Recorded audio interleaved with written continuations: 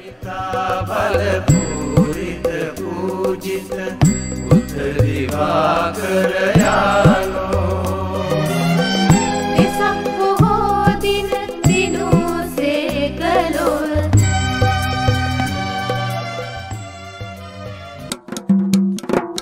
ඇස් දෙක වගේ තම පුතාව රැකගෙන වසනාන් අතරට ලස්සන තම අදර පුතුට පිරුණා වසරක් එම විට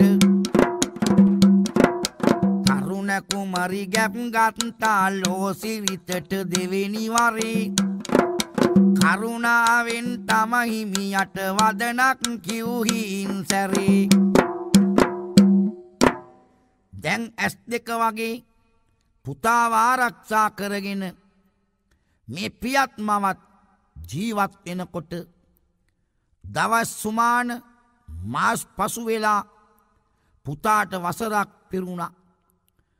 පුතාට වසරක් පිරෙන විට ලෝසිරිතානුව මේ තරුණ මාතාව දෙවෙනි වතාවට ගැප් ගත්තා. තම ස්වාමියාට කතා කරලා කියනවා පළවෙනි දරුවව දකින්ට සැවැත් නුවර මගේ මව්පියන් හමුවට යන්න ලැබුණේ නැහැ. අනේ මේ දෙවෙනි දරුවවත් දැකගන්ට සැවැත් නුවර මගේ මව්පියන් ජීවත් වෙන සිටු මාලිගාවට යන්. මේ තරුණ හිමියා හිතනවා සිටු මාලිගාවට ගියොත් සිටුවරයාගෙන් මට දඬුවම් විඳින්න සිද්ධ වෙනවා. තම තරුණ බිරිඳගේ සිත සන්තෝෂමත් කිරීමට මොහු කියනවා හොඳයි මගේ දයාබර සොඳුරිය අපි තව ටික දවසකින් යමු.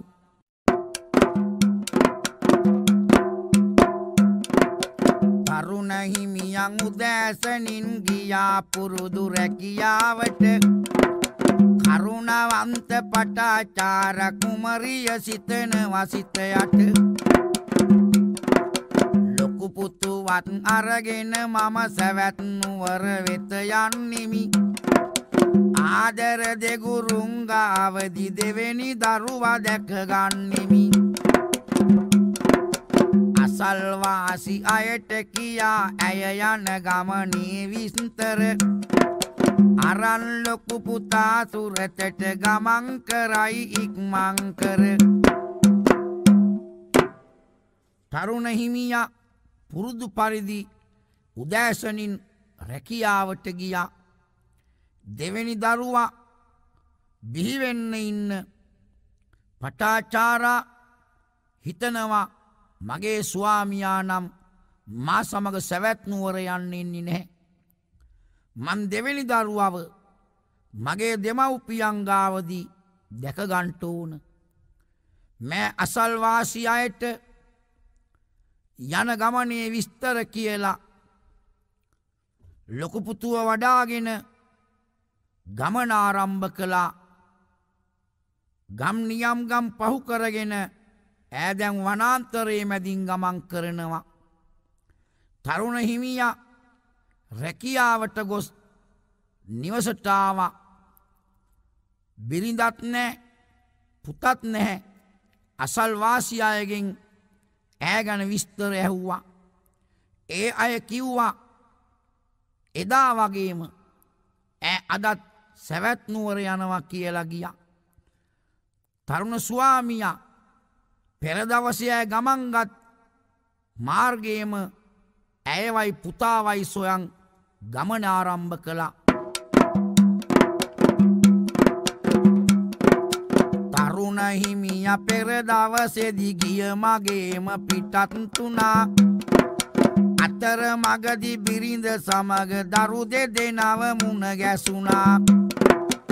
ඒ වෙලාවේ හෙන පුපුරයි විදුලි කොටන්නට ගත්තේ.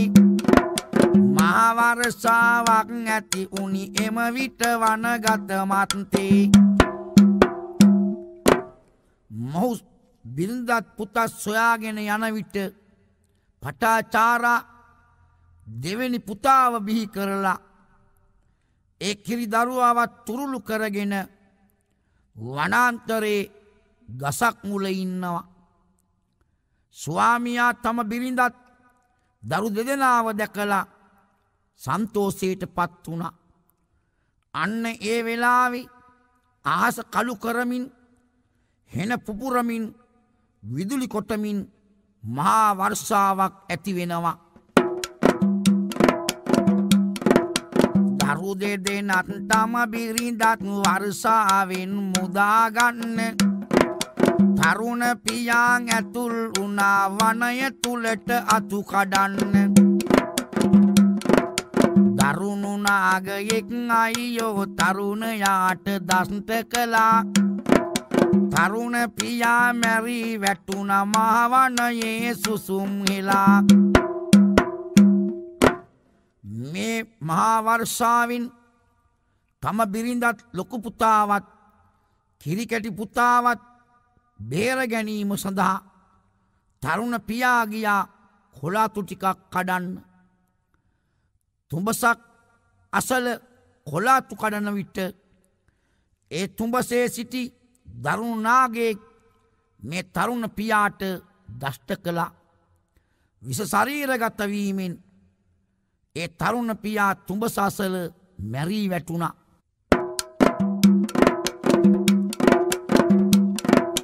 වර්ෂාවත් නතර වුණා හිමියා නැත තව ආවී. ආදරබර මගේ හිමියට කිමද අනේ සිදුවේ. පටාචාර සිටු කුමරිය හිමියා සොය සොයා යන්නි. ඉතා වටින තම හිමියාගේ මල කඳ දෙනෙතට දකින්නි. පෙම්බර තම හිමියා ඇත තුඹසක් ළඟ මැරී වැටි. පිම්බර සිටු කුමරියගේ නෙතින් ගලයි කඳුළු කැටි. වර්ෂාව නතර වුණා. අතු කඩන්න ගිය තම ස්වාමියා තාම ආවේ නැහැ. දරු දෙදෙනත් අරගෙන පටාචාරා සිටු කුමරිය තම හිමියව සොය සොයා වනයේ ඇවිදිනවා. දැක්ක තුඹසක් ළඟ තරුණ ස්වාමියා මැරී වැටී ඉන්නවා. අනේ ඇයගේ දෙනෙතින් කඳුළු ගලනවා. ඈ විලාප තියනවා. දැන් මොකක් කරන්නටද? කොළාතු කඩලා තම තරුණ ස්වාමියාගේ දේහය වසා දමා ඈ දරු දෙදෙනත් රැගෙන එනවා සැවැත් නුවර මව්පියන් දකින අදහසින්. ආදර දරු දෙදෙන රැගෙන පටාචාර එන අතරට අචිරවතී ගඟ හමු උනි ඕන ගඟෙන් එගොඩවන්ට. දරු දෙදෙනව එක සැරේට අරගෙන බැහැ පීනන්නට. එක දරුවෙක් අරන් ඕන පළමුව එගොඩට යන්නට.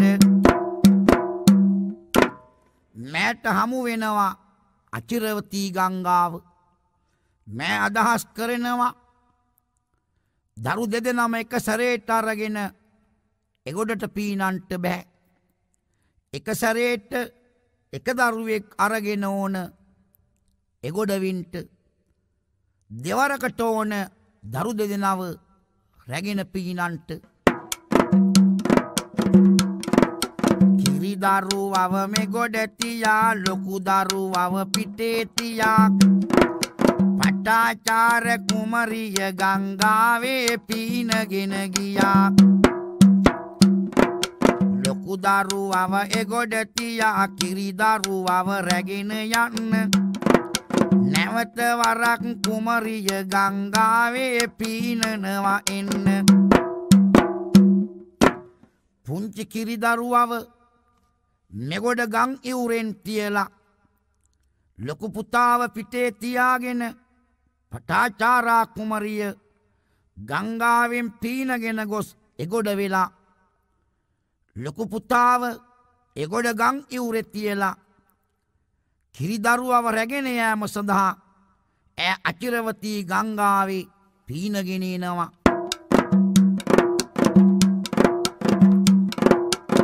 ආසේ ඉතින් පියා සලන උකුස්සෙකුත් ඔය අතරට මස් කැබැල්ලක් සිතලා පියාඹනවා පුංචි දරුවා ළඟට. කිරි දරුවව ඔසවාගෙන උකුස්ස පියඹයි අහසට. හරිම දුකකි පටාචාර කුමරිය දුටුවා දෙනෙතට. ආසේ පියා සලන උකුස්සෙක් දැක්කා ගඟෙන් මෙගොඩ ඉන්න අර පුංචි කිරි දරුවව. උකුස්සා හිතුවේ මස් කැබැල්ලක් කියලා. උකුස්සා ගම් ඉවුරට පියාඹලා පුංචි දරුවව දැහැගෙන අහසට පියාඹනවා. ගඟ මැද පීනන පටාචාරා දකිනවා තමන්ගේ කිරි දරුවව උකුස්සෙක් දැහැගෙන යන ආකාරය. ඇයට ගඟ මැදදී සාල වේදනාවක් දුකක් ඇති වුණා. ඇය මෙහෙම ගඟ මැද ඉඳන් කෑ ගහන්න පටන් ගත්තා උකුස්සට. ලොකු පුතු සිතනවා ඉතින් අම්මා මට කරයි කතා. අචිරවති ගංගාවට පැන්නා ඒ අදර පුතා. දරු දෙදෙනම අහිමි වුණා පටාචාර කුමාරියට. දරු ගින්දර ඇතිව හිතේ ගඟෙන් එගොඩ විහානිකට. හිමියා සමගින් දරුවන් දෙදෙනා නැති උනිමාහට. බොහොම දුකින් ඈ යන්නේ පිම්බර දෙගුරුන් දකින්නට. ලොකු පුතා හිතනවා එගොඩ ගම් ඉවුරේ ඉඳන් මට අම්මා කතා කරනවා. එහෙම හිතපු ලොකු පුතා අචිරවතී ගංගාවට පැන්නා. අනේ සැඩ පහට අසු වෙලා ගහගෙන ගියා. පොඩි පුතාව කුස්සෙක් දැහැගෙන ගියා. ලොකු පුතාව අචිරවතී ගඟට බිලි වුණා. හිමියා ණයෙක් දෂ්ට කරලා වනාන්තරයේදී මරණයට පත් වුණා. හිමියත් අහිමි වුණා. දරු දෙදෙනත් අහිමි වුණා. දැන් පටාචාරා ගඟෙන් එගොඩ වී සැවැත් නුවරට එනවා.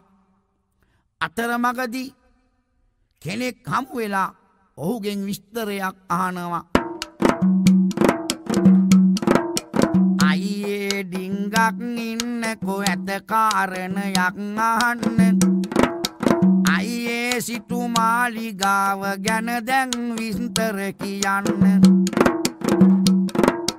නංගියේ හරි කනගාටුයි ඒ ගැන ඔබ හට කියන්න.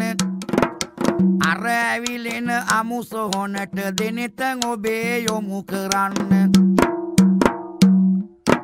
අනේ අයියේ ටිකක් නතර වෙන්න. මට තියෙන ඔබෙන් කාරණයක් අහන්ට. මොකක්ද නැගණිය?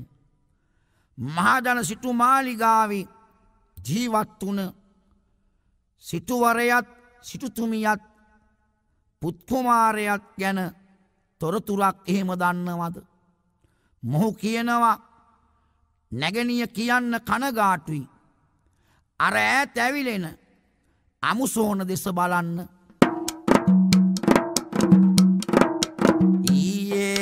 මහ වර්ෂාවක් මෙහි ඇද හැලුණා. මහදන සිටු මාලිගයම බිමට කඩන් වැටුණා. සිටුතුමා සහ සිටු දේවිය එකම පුතා මැරුණා. සැවැත් නුවර වැසියන්ගේ නෙතින් කඳුළු සැලුණා. ඊයර මහා වර්ෂාවක් ඇද හැලිලා ඒ මහදන සිටු මාලිගාව බිමට කඩන් වැටුණා. එහි ජීවත් වුණ සිටුවරයත් සිටු දේවියත් එකම පුත්කුමාරයත් සිටු මාලිගාවට යට වී මරණයට පත් වුණා.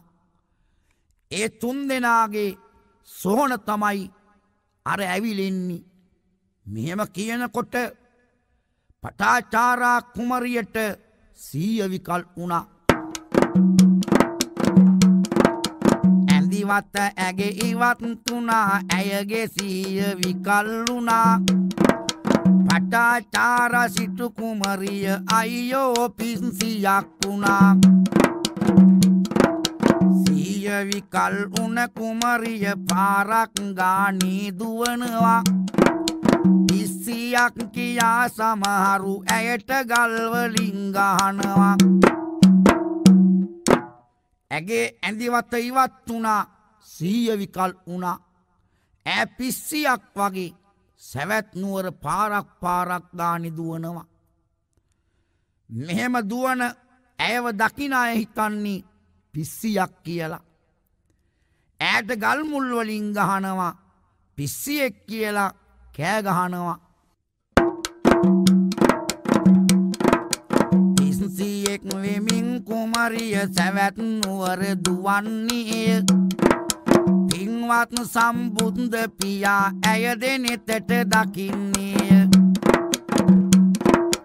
අදිෂ්ඨානයක් සිතනවා ඇය දෙවුරම වෙතට එන්න මගේ සම්බුදු අමා මැණික කරුණා ගුණ පෑවන්න පිස්සියෙක් වෙලා සැවැත් නුවර පාරක් ගානි දුවන පටාචාරාව දැක්කේ කවුද කාටත් මෙත්තා මුදිතා කරුණා උපේක්ඛා පෙන්වන අපේ කාන්තිමත් ශාන්තිනායක ලෞතුරු අමාමෑණියන් වහන්සේගේ බුදු නෙතකට ඇවලක් වුණා බුදුන් වහන්සේ අධිෂ්ඨානයක් සිතනවා පටාචාරා කුමරියට දෙවුරමේටෙන්ට ලැබේවා බුදුන් වහන්සේගේ අධිෂ්ඨාන බලයෙන් පටාචාරා කුමරිය දෙවුරමේට පැමුණුණා බුදුන් වහන්සේ හිතනවා ඇයට පියවිසිහිය ලැබේවා බුදුන්ගේ අධිෂ්ඨාන බලයෙන් නැවතත් ඇයට පියවිසිහිය ලැබුණා ඇඳිවත ඉවත් වී තිබෙන අය ලැජ්ජාවට පත්වෙන විට එදා දෙවුරමේ ධර්මය ශ්‍රවණය කරමින් සිටි අනේපිඩු මහසිතානෝ ඔහුගේ උතුරු සළුව ඇයට ලබා දුන්නා ඇය එය ඇඳගෙන බුදුන් වහන්සේට වැඳ නමස්කාර කර මේ වගේ විස්තරයක් කියනවා ආදර බර හිමියව මගේ නයෙක් දස්න්ට කරලා මලා ආදර මගේ දරු දෙදෙනා ස්වාමිනී මට අහිමි කළා මවත් පියත් එකම සොහොයුරත් වැස්සෙන් අහිමි කළා සැවැත් නුවර වෙත ආවේ මේ මම පිස්සියෙක් වෙලා කාන්තිමත් ශාන්තිනායක ලෞතුරු බුදුරජාණන් වහන්සේ මගේ ස්වාමියා වනාන්තරයේදී නයෙක් දෂ්ට කරලා මැරුණා මගේ ආදර පුතුන් දෙදෙනා එක පුතෙක් අචිරවතී ගඟට බිලි වුණා අනිත් පුතාව උකුස්සෙක් දැහැගෙන ගියා ඒ දරු ගින්දරයි හිමිය මල ශෝකයත් හිතේ තබාගෙන සැවැත් නුවරට මා පැමිණ විට මගේ සිටු පියතුමත් සිටු මව්තුමියත් හිටපු එකම සොහොයුරත් ඊ ඇතිවන මහා වර්ෂාවෙන් සිටු මාලිගාව බිමට කඩා වැටි ඒ තුන් දෙනා මරණයට පත් වෙලා ඒ තුන් දෙනාගේ ඇවිලෙන සෝන දුටුව මම පිස්සියක් බවට පත් වුණා මං පාරක් ගානේ දුවන්න පටන් ගත්තා සමහර අය මට ගල් මුල් වලින් ගැහුවා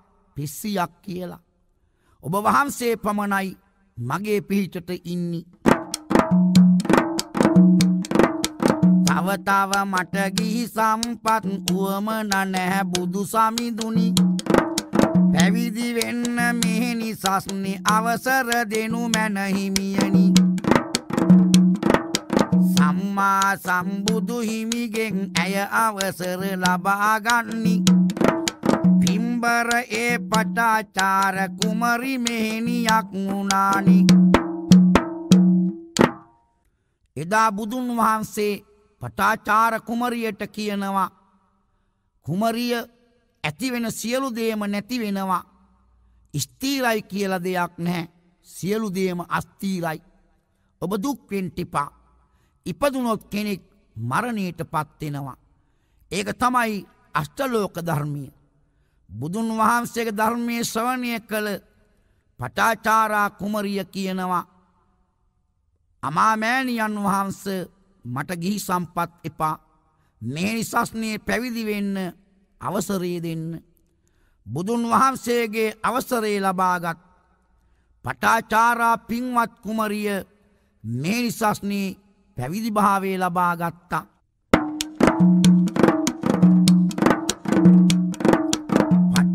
පටාචාරමේනියෙන් ඔය අග්‍රමේනියක් වුණානි.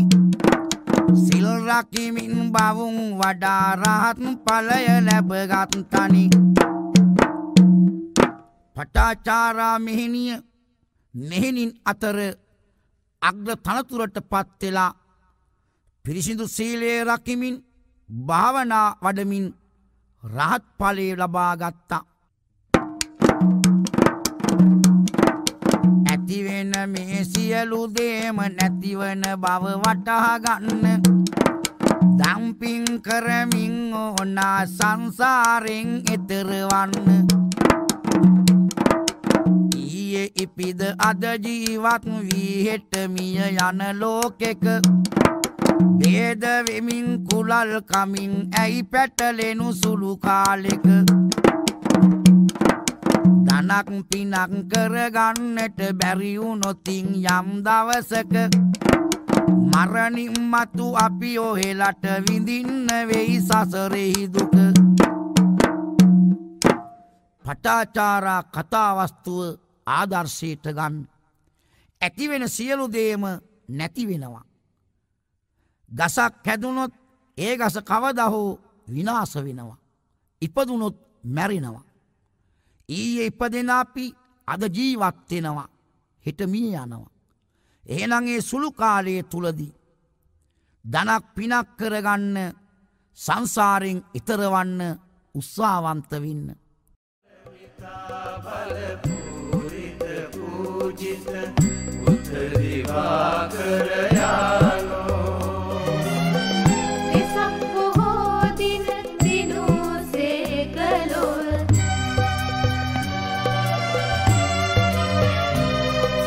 වෙසක් පොහෝ දින දිනුසේ කළොත් බුද්ධ දිවාකර යානෝ. පාරමිතා බල පූරිත පූජිත බුද්ධ දිවාකර යානෝ. සුලන් හමන තැනක දැල් වූ පාන්සිලුවක් කොයි මොහොතක නිවී යාදැයි කිව නොහැකිසේම මිනිස් දිවියද කොයි මොහොතක මරණය කරා ලංවේදැයි කිව නොහැකිය. එයින් නිතර ධර්මයේ හැසිරෙන්න. පාරමිතා බල පූරිත පූජිත බුද්ධ දිවාකර